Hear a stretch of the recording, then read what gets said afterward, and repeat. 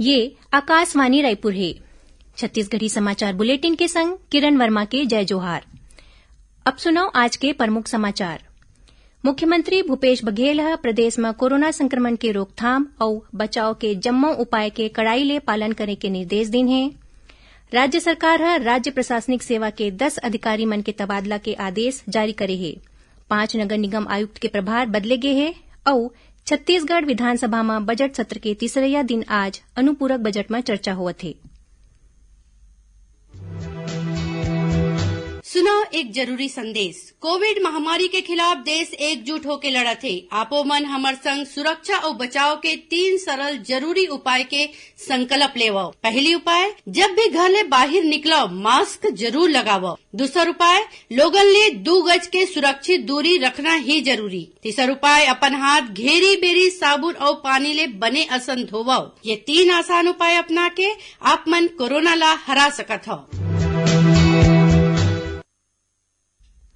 अब समाचार विस्तार ले। मुख्यमंत्री भूपेश बघेल प्रदेश में कोरोना संक्रमण के रोकथाम और बचाव के जम्मो उपाय के कड़ाई ले पालन करे के निर्देश दिन है। श्री बघेल आज विधानसभा परिसर स्थित अपन कार्यालय कक्ष में रखे गए एक उच्च स्तरीय बैठक में कहिन कि कोरोना संक्रमण ले बचाव के दिशा निर्देश के कड़ाई ले पालन करे जाए। ओमन कहिन कि दिल्ली, मुंबई समेत महाराष्ट्र के कतकोन शहर में कोरोना संक्रमण के मामला बढ़त है। एकरे बर सब्बो जिला के कलेक्टर मन ल सतर्क करे जाए। एयरपोर्ट और राज्य के अंतर्राज्यीय सीमा में विशेष रूप ले महाराष्ट्र से लगे राज्य के सीमा ऊपर टेस्टिंग के व्यवस्था सुनिश्चित करे जाए। अस्पताल मन में घलो कोरोना संक्रमण टेस्टिंग के जरूरी व्यवस्था करे जाए। संगे संग जौन लोगन मन मास्क नहीं लगावे ओमन ले जुर्माना राशि वसूल करे जाए।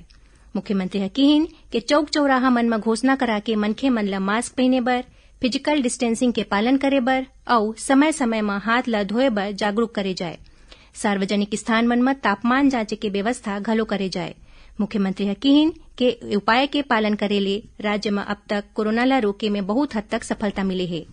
बैठका में स्वास्थ्य मंत्री टी.एस. सिंहदेव बताइन कि एयरपोर्ट में अवैया यात्री मन के टेस्टिंग शुरू कर दे है। ओमन बताइन कि दुर्ग, राजनांदगांव और रायपुर में कोरोना संक्रमण के ज्यादा मामला सामने आवत है। यही बीच सामान्य प्रशासन विभाग कोरोना संक्रमण ले बाँचे बर जरूरी कदम उठावत दूसर राज्य मन ले कतकोन माध्यम ले छत्तीसगढ़ अवैया यात्री मन के कोविड स्क्रीनिंग और कांटेक्ट ट्रेसिंग बर व्यवस्था करे के निर्देश जम्मू कमिश्नर और जिला कलेक्टर मन ल जारी करे है।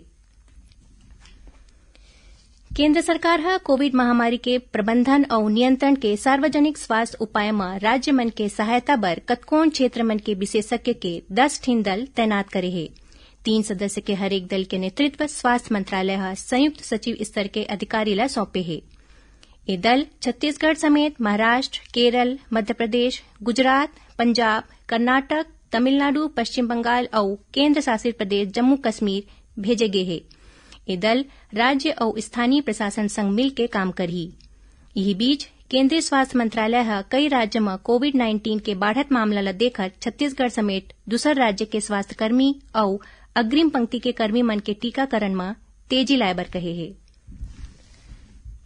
राज्य सरकार राज्य प्रशासनिक सेवा के 10 अधिकारी मन के तबादला के आदेश जारी करे है। आदेश के मुताबिक आशुतोष चतुर्वेदी राजनांदगांव नगर निगम के नवा आयुक्त होही। उन्हें प्रभाकर पांडे ला अंबिकापुर, अजय त्रिपाठी ला बिलासपुर और मनीष मिश्रा ला धमतरी नगर निगम के आयुक्त बनाए गए हैं। ऐसने राजनांदगांव के निगम आयुक्त चंद्रकांत कौशिक ला धमतरी में संयुक्त कलेक्टर और इंद्रजीत वर्मा ला कवर्धा में संयुक्त कलेक्टर बनाए गए हैं। एकरे संगे संग आशीष टिकरिहा ला राज्य शहरी विकास अभिकरण के मुख्य कार्यपालन अधिकारी और हरीश मंडावी ला दुर्ग के नवा निगम आयुक्त बनाए गए हैं। दंतेवाड़ा जिला के कटेकल्याण थाना क्षेत्र में माओवादी मंडाहार ले एक सियान के हत्या करे जाए के मामला सामने आए है। एक घटना माड़गादा में हुईस। उन्हें दंतेवाड़ा में आत्मसमर्पित एक झीन महिला माओवादी कथित रूप ले फांसी लगा के आत्महत्या कर ले है। पुलिस अधीक्षक अभिषेक पल्लव बताइन कि ए महिला माओवादी पाछू 19 फरवरी के आत्मसमर्पण करे रहीस। यही बीच सामाजिक कार्यकर्ता सोनी सोरी आरोप लगाइन कि ए आत्मसमर्पित महिला के हत्या करे गए है। छत्तीसगढ़ समाचार बुलेटिन आप मन आकाशवाणी रायपुर ले सुनत हौ। छत्तीसगढ़ के खबर ले है आपके वास्ता और खबर के विश्वसनीयता ले है हमार वास्ता। आकाशवाणी समाचार रायपुर के प्रादेशिक समाचार बुलेटिन के संगे संग हमार समसामयिक कार्यक्रम आप रेडियो के संग अपन मोबाइल में घलो सुन सकत हो।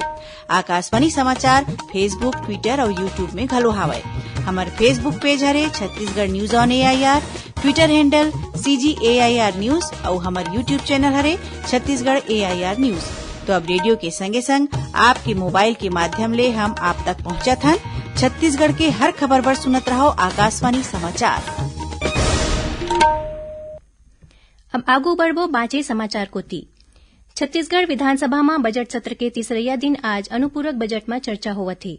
चर्चा में हिस्सा लेवत प्रदेश के पूर्व मुख्यमंत्री डॉक्टर रमन सिंह कहिन के जौन अनुपूरक बजट पेश करे गे हे ओमा चर्चा करे लायक कोनो विशेष बात नहीं है।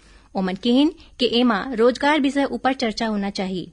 ओमन कहिन के अनुपूरक बजट में कोरोना मरीज खातिर कोनो प्रावधान नहीं करे गे हे। पूर्व मुख्यमंत्री कहिन के राज्य सरकार पाछू 26 महीना में करीबन 36,000 करोड़ रुपया के कर्जा ले चुके हे। एकरे सेती राजस्व व्यय बढ़त जाथे। ओमन राज्य सरकार ऊपर वित्तीय प्रबंधन में नाकाम रहे के आरोप लगाइन। ए चर्चा में सत्ता पक्ष और विपक्ष के दूसर सदस्य मन घलो हिस्सा लीन। एकर पहली आज विधानसभा में शराब के मुद्दा ल लेके विपक्षी सदस्य मन शोर शराबा करीन। भाजपा के नारायण चंदेल सवाल करीन कि शराब बिक्री ले मिले पैसा ला कतकोन सरकारी बैंक के होए के बावजूद यस बैंक में काबर जमा कराएगिस।